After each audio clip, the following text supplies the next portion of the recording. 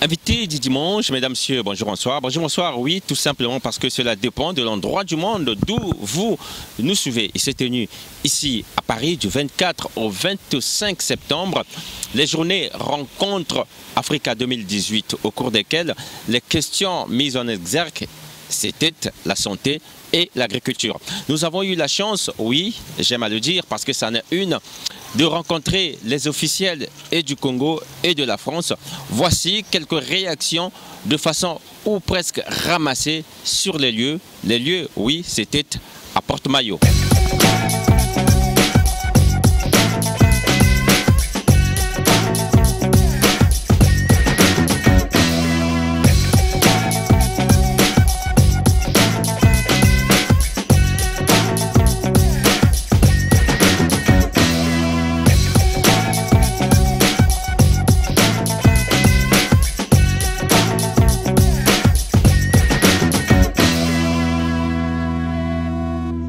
Au terme donc de discussions avec les autres sur ce plateau, vous avez su donner quelques priorités de santé au Congo. Est-ce qu'ici on peut revenir sur quelques aspects? Et bien sûr en commençant, en allant sous une forme hiérarchisée. Bien sûr, bien sûr. Il faut rappeler que le Congo est un pays qui ne navigue pas à vue.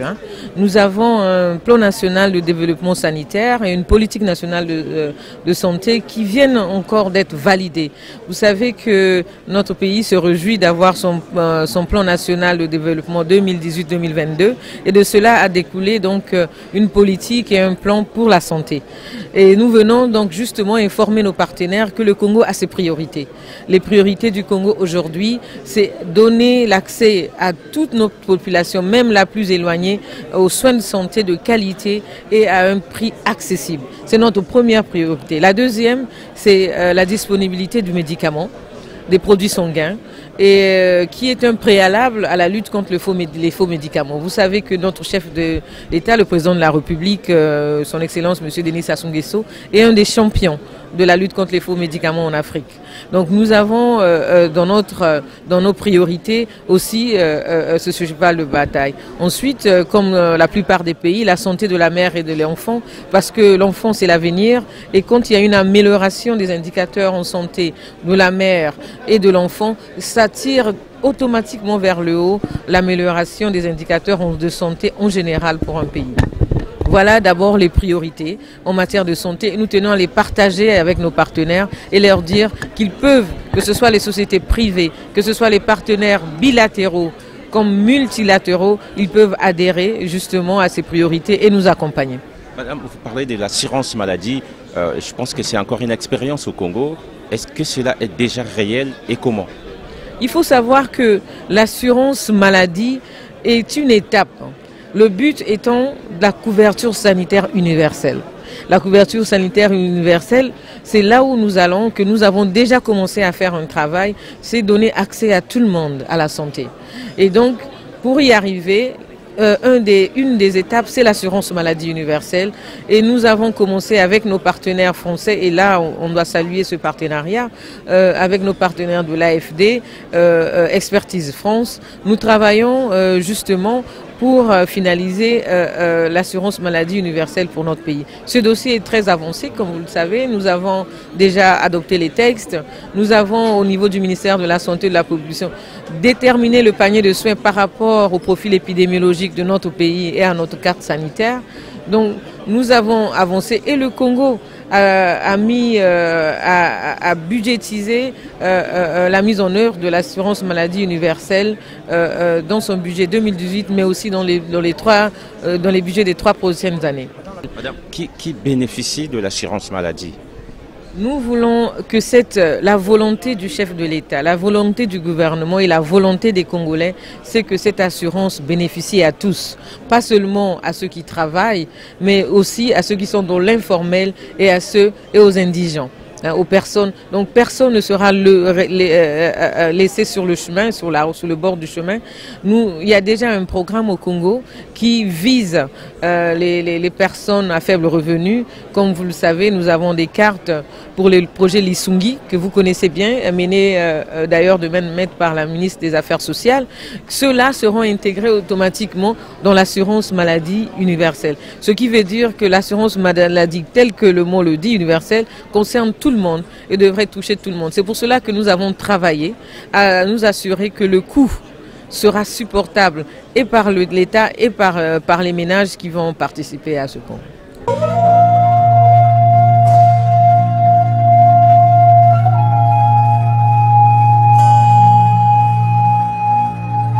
Moi, j'ai eu la chance d'être dans la salle pendant que voilà, vous animiez donc ce débat. Vous avez lâché cette question, mais je ne sais pas si c'est moi qui n'ai pas fait attention. À mon avis, elle n'a pas eu de réponse.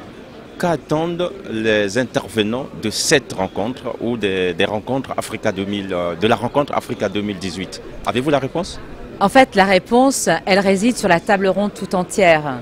On voit bien que les politiques de santé, les politiques nationales se bâtissent sur des stratégies, des réflexions en amont, mais que dans leur mise en œuvre de ces politiques, eh bien, nous avons besoin de toutes les forces vives. Et le secteur privé est d'une contribution majeure. Pourquoi? Parce qu'il y a beaucoup d'innovations en matière de santé, des entreprises qui portent des projets, que ce soit des infrastructures, que ce soit de la formation professionnelle ou que ce soit de la e-santé. On a parlé aussi beaucoup de numérique. Donc tout ça, finalement, toute la table ronde répond à cette question parce que il n'y a plus aujourd'hui d'un côté les politiques nationales, d'un autre côté, les bailleurs internationaux, le Fonds mondial et la solidarité internationale qui vient faire des projets indépendants des stratégies nationales et le secteur privé qui vient faire du business pour faire des bénéfices sans conscience finalement de l'état de santé des gens. Non, ça je crois que c'est révolu. On est dans un nouveau paradigme où la transversalité est de mise.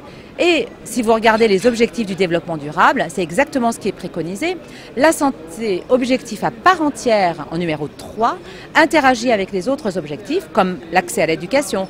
On imagine bien que pour accéder à la santé, à l'information et à l'éducation en santé, il faut avoir un minimum d'éducation scolaire pour accéder à l'information. On voit bien que quand on parle de lutter contre la pauvreté, on imagine que l'accès aux soins ne doit pas être coûteux et ne doit pas paupériser les populations. Donc dans cette approche finalement transversale où tout interagit de façon complémentaire, on pourra mettre des politiques nationales vertueuses et efficientes. Efficientes, c'est quoi?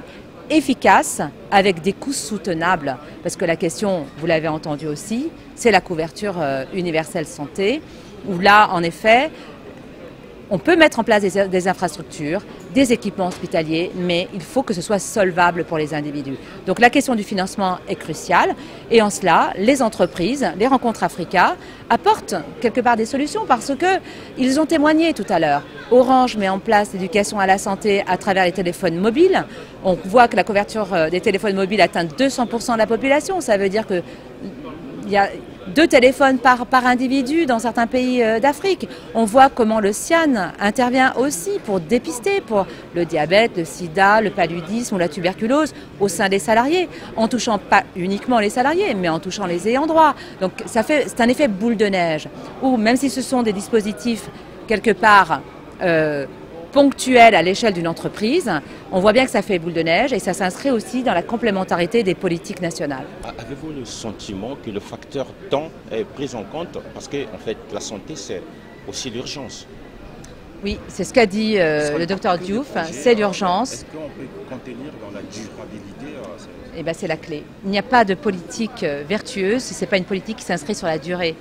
Donc il faut que les acteurs qui sont partie prenante de ces réflexions et de la mise en œuvre des politiques, puissent inscrire ces démarches dans la durée, dans le temps. Christian Bréchot, ancien directeur de l'Institut Pasteur, le disait. Il disait, on accompagne des chercheurs, donc des chercheurs qui font des thèses, mais ensuite, il n'y a pas de débouché, il n'y a pas de pérennité de leur recherche, ce qui fait qu'ils s'expatrient. Or, l'Afrique a besoin de sa force vive, elle a besoin de ses chercheurs, elle a besoin de ses scientifiques. Et en fait, il faut créer les conditions pour garder justement cette jeunesse qui a beaucoup de compétences et qui a juste envie de faire. Voilà. Nous avons rencontré au cours de ces rencontres, permettez la tautologie, des gens qui ont des projets au Congo-Brazzaville. Voici donc, de façon ramassée, les réactions des uns et des autres.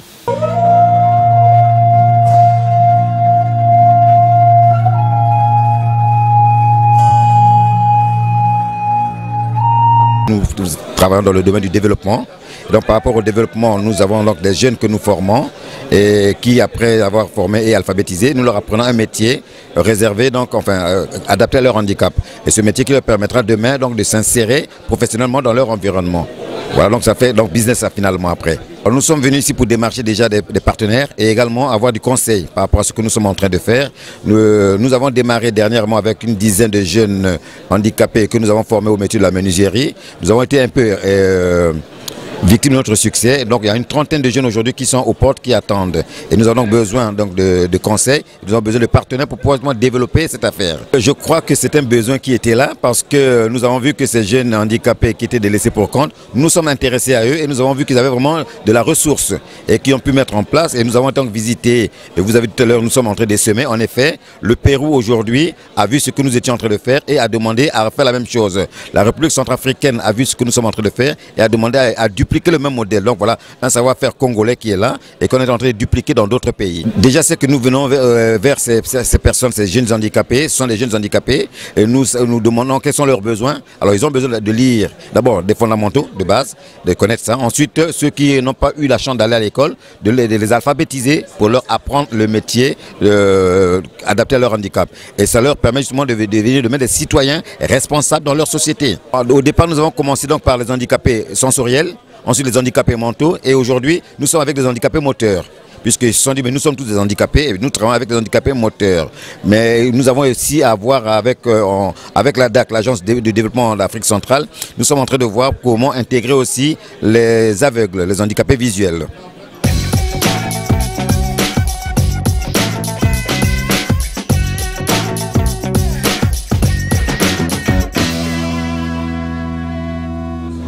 Monsieur Bouti, déjà merci. Merci à vous donc de nous accorder cette interview. On se retrouve tous ici aux rencontres Africa 2018. Nous sommes à Paris, palais du Congrès. Vous, s'il faut le dire avec les mots les plus simples, mais de façon concise aussi, qu'est-ce que vous faites ici? Alors ce que je fais ici, donc j'ai été invité par la DAC, c'est une association à laquelle je suis membre. Pour voir ce forum, ce consortium des investisseurs et des personnes qui contribuent au développement de l'Afrique. Voilà. Donc le but c'est de voir ce qui se fait ailleurs et de voir dans quelle mesure on peut transposer certaines expériences chez nous, vu que chez nous le terrain de la transformation, où ici je viens d'assister à une conférence concernant l'agro-industrie, et ce domaine il est encore, on va dire, vierge chez nous. Mais il faut qu'on voit dans quelle mesure on peut transposer certaines expériences, surtout dans la transformation des produits agricoles, qui chez nous pourrissent dans les lieux de récolte. Et vous avez un projet local. Et nous, on a un projet de transformation des produits agricoles. Là, on va commencer par la transformation de l'arachide. C'est un projet qui est en cours. On compte l'implémenter définitivement au début d'année prochaine. On a des contacts avec des partenaires. On acquiert des équipements. On met sur pied un bâtiment qui va abriter le lieu de transformation. Et on travaille avec des coopératives d'agriculteurs afin de pouvoir récupérer leurs produits. Parce que au lieu qu'ils puissent pourrir, qu'ils aient du mal à les acheminer vers la ville pour pouvoir eux aussi se retrouver par rapport à leur activité. Donc on travaille avec eux. Et voilà, on commence par la pâte d'arachide, après on passera par l'huile. Et pourquoi pas d'autres produits agricoles, mais ça ce sera au fur et à mesure qu'on verra. Pour l'instant on commence par la pâte d'arachide. Vous avez dit projet, est-ce que vous rencontrez quelques problèmes, pour ne pas dire quelques difficultés? Pour l'instant non. parce que le projet, il est en cours de mise en œuvre. C'est encore un projet. Il est en cours de mise en œuvre. Nous espérons qu'on ne rencontrera pas de difficultés à la langue. On souhaite que ça se passe très bien et que notre unité de transformation puisse voir le jour. Le problème, c'est que pour ce genre de projet, on a du mal à avoir des financements. Bon, vu aussi le niveau de la situation économique du pays, donc on a du mal à avoir des financements. On se bat avec des amis sur fonds propres à pouvoir investir. Il serait bien qu'on puisse avoir des accompagnements au niveau local. Parce que, alors souvent on va chercher les financements à l'étranger, mais quand on dépend de l'étranger, quelque part on peut être coincé. Parce qu'après il y a d'autres pesanteurs qui peuvent entrer en ligne de compte, ainsi de suite. Ce serait bien qu'on ait au niveau local une autonomie financière, et ça, il faudrait que les pouvoirs publics voient dans quelle mesure accompagner. Il y a beaucoup de personnes au pays, au Congo, parlons du Congo, qui veulent mettre sur pied des projets, qui ont des projets écrits, mais qui n'ont pas la possibilité de les implémenter. Voilà. Enfin, pour vous, les rencontres Africa, pour vous, ça vous dit quoi? C'est la première fois que je participe à une rencontre Africa. Et ça vous donne quelle idée? Beaucoup de littérature, beaucoup de paroles. J'espère que ça va être concrétisé derrière. Les rencontres africaines en France ont souvent été économiques. La 3e édition aura eu pour portée et économique, mais également au plan santé. Nous vous proposons quelques réactions ramassées au stand des perspectives à venir qui étaient sur le lieu.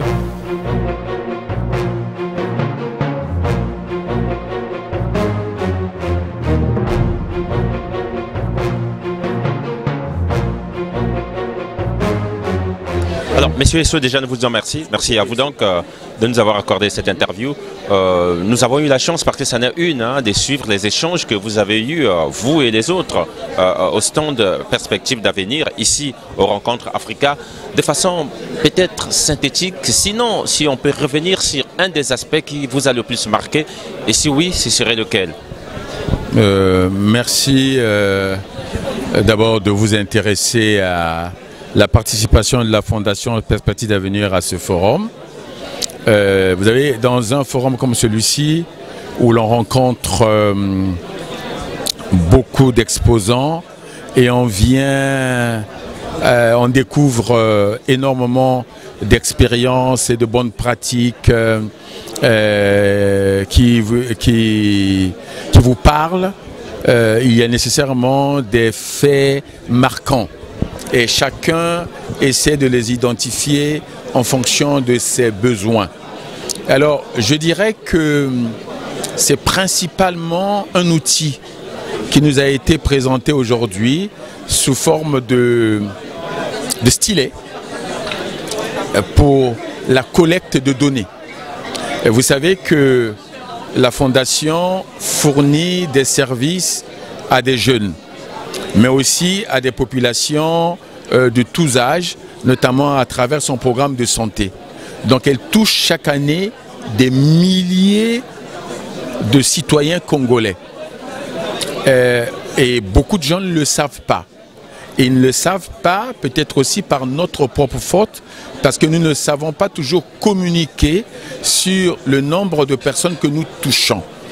Et si je fais référence à cet outil, à ce stylo ou ce stylet électronique, digital, c'est parce qu'il peut nous permettre de collecter des informations significatives et de les traiter de manière à pouvoir presque en temps réel savoir ce que nous touchons, les catégories auxquelles ils appartiennent ou auxquelles on peut les référer, et ça peut nous permettre donc de traiter l'information aussi bien du point de vue de l'éducation, des formations, de l'entrepreneuriat que de la santé. Et les informations ainsi traitées nous donnent des résultats qui peuvent devenir des outils d'aide à la décision pour les pouvoirs publics congolais. Et nous-mêmes, nous pouvons les utiliser pour faire par la suite un plaidoyer auprès des pouvoirs publics congolais et même dans la recherche des financements auprès d'un certain nombre de bailleurs de fonds bilatéraux et multilatéraux intéressés à la recherche de solutions dans ces différents domaines. Vous avez dit bailleurs de fonds, en fait vous êtes ici aussi vous êtes à la quête aussi des bailleurs de fonds. Bien entendu, vous savez qu'une fondation fonctionne avec ce que donne le promoteur, le donateur, et des fonds qu'elle essaie de récolter, de mobiliser à l'intérieur du pays et à l'extérieur. Et donc nous avons des programmes de plus en plus importants qui ont de plus en plus besoin de ressources. Et donc la mobilisation des ressources, la recherche des fonds est un élément important de notre travail. Souvent les gens ne le savent pas. Je vois chez nous au Congo, j'entends des critiques, d'où vient l'argent, mais ces gens, c'est parce qu'ils n'ont pas d'expérience sur le travail d'une fondation et la place qu'occupe la mobilisation des ressources. Ils peuvent se permettre des propos légers, même dans des espaces importants que peut représenter par exemple une chambre parlementaire. On l'a vu récemment. Mais je dirais simplement que nous sommes ici parce que nous recherchons des donateurs, notamment des entreprises prêtes à donner de l'argent pour certaines causes au titre de la responsabilité sociétale. Alors, il y a les entreprises, bien entendu, qui souhaitent que l'on communique là-dessus, d'autres qui souhaitent que l'on reste discret sur leur contribution, mais de temps en temps, on tombe aussi sur des donateurs privés. Alors, donc, tout ça, c'est pour dire que nous sommes ici, effectivement, pour rechercher des entreprises prêtes à nous soutenir dans nos missions. Revenons sur notre stylet informatique. Cela veut dire que vous voyez, sinon entrevoyez déjà une rencontre prochaine avec cette structure qui vous a présenté ce stylet tel que vous l'appelez d'ailleurs. Oui. Mais dans la mesure où c'est un outil qui peut nous être utile dans la capitalisation, dans la collecte et la capitalisation de ce que nous faisons, nous allons reprendre contact avec eux. Et c'est une question que j'ai déjà discutée avec mon collègue, le docteur Bembe, qui gère le programme de santé communautaire. Nous allons reprendre contact avec eux pour voir comment, de façon collective, nous pouvons mutualiser la présentation de nos besoins et pour voir avec les producteurs de ce stylo dans quelle mesure ils peuvent nous aider à résoudre nos problèmes. Vous pouvez être sûr, nous avons la suite dans les idées. Nous ne venons pas ici en tourisme. Nous allons poursuivre les contacts avec eux et pour voir dans quelle mesure cet outil pourrait être utilisé au Congo et nous aider à capitaliser. Parce qu'il ne faut pas oublier que le monde aujourd'hui, c'est aussi ce qu'on appelle les big data. Or, ce que nous essayons de faire, ce que nous pourrons faire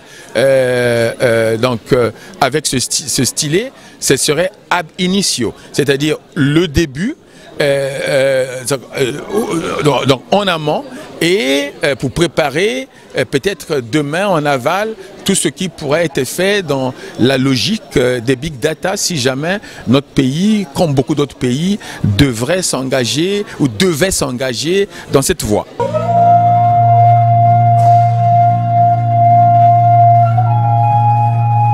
Vous avez discuté avec les gens de la Fondation Perspective d'Avenir et puis vous avez expliqué cette magie de la feuille et du stylo. D'abord, vous présentez votre structure et puis voilà, comme ça vous donnerez réponse à la question. Merci de m'accueillir. Donc je travaille pour une entreprise qui s'appelle CHT Supply, qui est présente un petit peu partout dans le monde, notamment en Amérique latine. Et nous avons pour vocation de commercialiser, de promouvoir des technologies d'avant-garde. notamment dans des milieux difficiles, comme peuvent l'être le continent latino-américain ou le continent africain. Donc nous présentons ces technologies qui ont pour vocation d'améliorer la collecte de données dans des endroits un peu isolés, dans des endroits qui ne disposent pas nécessairement d'informatique appropriée, dans des endroits où les liaisons Internet sont plus que rares, mais en revanche, dans des endroits où on sait écrire, où on sait utiliser un smartphone. Et donc la plateforme que nous présentons justement est une plateforme complète qui va de A à Z, qui part de l'utilisation d'un stylo sur un formulaire papier, qui le transmet à un téléphone, un smartphone, et qui, en utilisant la ligne téléphonique normale, va le transmettre à un serveur qui lui-même dispose d'une suite logicielle permettant de transformer l'écriture manuscrite, comme vous avez pu le voir, en écriture numérique, en données numériques. Ces données numériques, après, peuvent être interfacées avec n'importe quel système ou base de données. Alors, la question que je vais vous poser, est-ce que vous avez déjà expérimenté ceci dans un pays? Si oui, lequel? Alors, les pays d'Amérique latine utilisent, beaucoup de pays d'Amérique latine, Panama, l'Argentine, utilisent cette technologie dans le monde de la santé aujourd'hui. Nous sommes en train de déployer un certain nombre de ces outils sur certains pays de la CEDEAO. Donc, notamment, nous avons un projet très avancé sur la Côte d'Ivoire, pour l'instant. Et effectivement, nous intéressons énormément d'autres pays francophones, pour l'instant, justement pour le déploiement de solutions dans le monde de la santé. Et il est à noter que c'est le monde de la santé qui est novateur aujourd'hui, parce que le monde de l'assurance peut utiliser cette technologie, le monde de l'agriculture peut utiliser cette technologie, le monde de la banque, de la finance, de la défense, de la sécurité, tout le monde peut utiliser dès lors qu'on utilise un stylo et un document papier.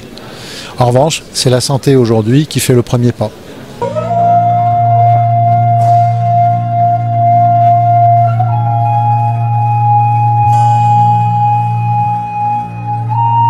Voilà, c'est vrai, il y a aujourd'hui cette transversalité entre la santé et le secteur privé. Vous êtes une association, une fondation, Perspective d'avenir. Moi, je voudrais chercher ce lien, mais lorsqu'on sait ce que vous faites déjà à Brazzaville, tout de suite, on trouve les liens. Et peut-être, on aurait aussi voulu savoir qu'est-ce qui explique réellement la présence des Perspectives d'avenir à une rencontre de santé, alors que vous êtes une fondation. Merci pour cette question. Comme vous avez dit, je représente la fondation Perspective d'avenir. Et c'est une rencontre internationale où tous les acteurs impliqués dans la santé sont conviés. Et comme vous l'avez remarqué tout à l'heure, déjà sur le territoire national, la Fondation Perspective d'avenir, à travers son programme de santé communautaire, fait énormément. Et nous avons écrit notre lettre de noblesse. Le programme de santé communautaire n'est plus à présenter au Congo. Mais en dehors de cette rencontre, l'année dernière, nous étions déjà à Boston. Il y a eu une rencontre des fondations du monde entier qui s'intéressent à la santé. Et vous savez, on doit toujours faire des échanges pour pouvoir présenter notre expérience, notre vécu et les confronter à l'expérience des autres pour avancer. Cette rencontre ici à Paris, Africa 2018, s'inscrit dans ce cheminement. Nous sommes venus ici d'abord pour présenter ce que nous faisons et afin d'échanger avec nos partenaires pour essayer de nous améliorer dans la prise en charge des patients. Ici, il est surtout question de la santé numérique. Vous savez, la santé numérique, c'est l'avenir du continent africain. Avec l'application numérique dans la santé. Et pourquoi? On peut faire des sauts technologiques. Vous savez, dans les villages africains, il n'y a jamais eu de téléphone filaire. On passe directement à la 4G. Donc on peut bénéficier des applications de la 4G dans le cadre de la télémédecine, dans le programme de vaccination élargie, dans la surveillance de la femme enceinte. Bref, et cette rencontre permet d'enrichir notre réflexion en la matière. Ce qui veut dire aujourd'hui, Perspective d'avenir est prête à s'engager, à accompagner l'implication des nouvelles technologies dans le domaine de la santé au plan national? Non, le programme de santé communautaire ne remplace pas l'action du gouvernement. Nous sommes ici pour un partenaire. Donc nous sommes ici pour accompagner, pour aider le gouvernement. Comment? Par exemple, en faisant quelques actions. Quand on soigne les gens à Brazzaville, Mais nous essayons de supplier à quelques insuffisances inhérentes à l'action du gouvernement, qui fait beaucoup d'ailleurs, j'ai toujours dit. Comme vous avez vu, la construction de 12 hôpitaux dans tous les départements. Mais il y a les ressources humaines, il y a les populations qui sont démunies, puisque notre leitmotiv, notre programme, c'est programme de soins de qualité et gratuit. Et le problème du gouvernement, quand vous partez par exemple dans un hôpital, bon, c'est dommage, on n'a pas encore la couverture maladie universelle. Les gens doivent payer. Or, le programme de santé communautaire, à travers sa fondation, va vers les populations démunies pour offrir des soins de qualité et gratuits. Donc nous sommes complémentaires de l'action du gouvernement. Vous avez compris que l'agriculture n'était pas mise de côté. Enfin, ainsi donc s'achève cette émission Invité du dimanche sur la place de Paris.